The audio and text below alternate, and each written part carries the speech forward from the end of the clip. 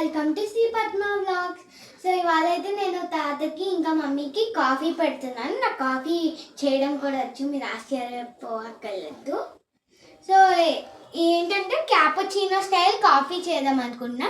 అంటే క్యాపుచినో కాదు, క్యాపుచినో లా అనుకున్నా. సో ఇది చూడండి ఎంత క్రీమీగా ఉందో.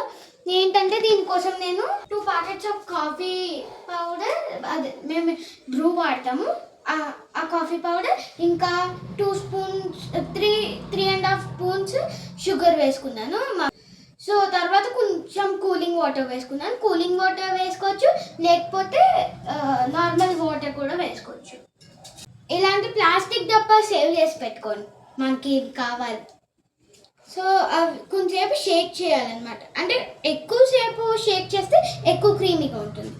సి నేను ఎక్కువసేపు లైక్ 10 minutes అలా షేక్ చేసాను, చూసారా? సో ఇప్పుడైతే నేను కప్ తీసుకున్నాను. ఫస్ట్ అయితే మనం పాలు పోసుకోకూడదు అప్పుడే. ఫస్ట్ ఈ క్రీమ్ అయితే కొంచెం వేసుకుందాం.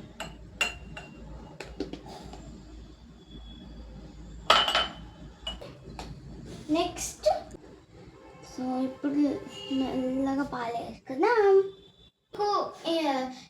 అంటే ఎక్కువ పాలు కావాలంటే ఎక్కువ పాలు కూడా వేసుకోవచ్చు. నేనైతే కొంచెం ఎక్కువ క్రీమీగా చేస్తున్నాను. ఇదే క్యాపుచినో స్టైల్ కాఫీ ఇంట్లోనే. ఎలా మీరు కూడా చేసుకొని టేస్ట్ చేసి చెప్పండి. Okay, bye friends. మా తాత అయితే తాగుతున్నాడు అనమాట. తాత